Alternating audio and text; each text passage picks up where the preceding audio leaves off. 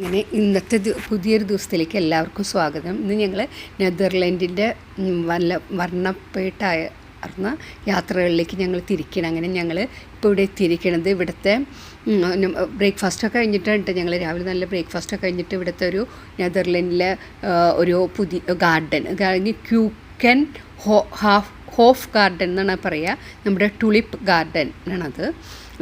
പ്രശസ്തമായ ഒരു ഇതാണ്, യൂറോപ്പിൻ്റെ പൂന്തോട്ടം എന്നൊക്കെയാണ് അറിയപ്പെടുന്നത്.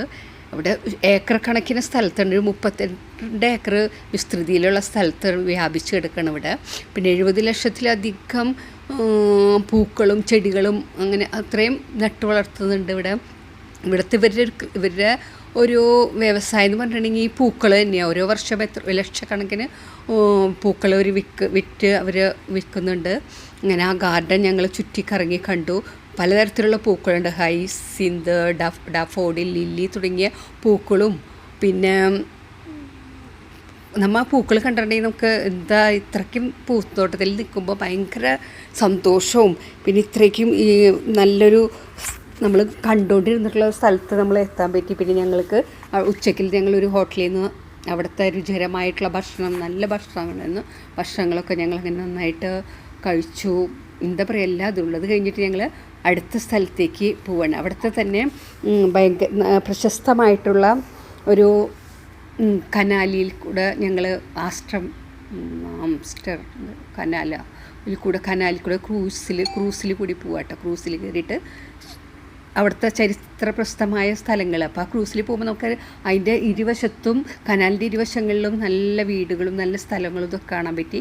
പിന്നെ അവിടുത്തെ തന്നെ പരമ്പരാഗതമായിട്ട് നെതർലൻഡ്സിൻ്റെ ഗ്രാമീണ സംസ്കാരം വിളിച്ചറിയിക്കുന്ന സാൻഷെ ഷാൻസ് എന്ന് പറഞ്ഞ ഇത് സന്ദർശിക്കുകയാണ് ഞങ്ങളവിടെ.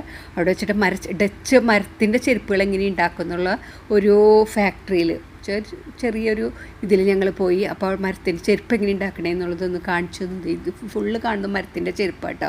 നല്ല വിലയുണ്ട്. ഞങ്ങൾ മേടിച്ചൊന്നുമില്ല, മേടിക്കണവർക്ക് മേടിക്കണമുണ്ടായിരുന്നു ഞങ്ങളുടെ കൂടെ പോകുന്നവർ.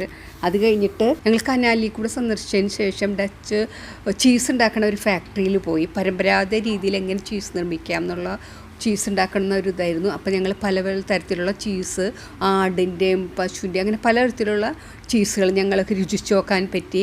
പിന്നെ അവിടുത്തെ ആ ജീവിതശൈലിയൊക്കെ ഞങ്ങൾക്ക് നെതർലൻഡിലെ ജീവിതം ഒരു മ്യൂസിയം പോലെ ഞങ്ങൾക്ക് തോന്നി. അത്രയ്ക്ക് നല്ല ഭംഗിയുള്ളൊരു ഗ്രാമമായിരുന്നു ഈ ഗ്രാമം, നെതർലൻഡ്സിലെ ഗ്രാമം.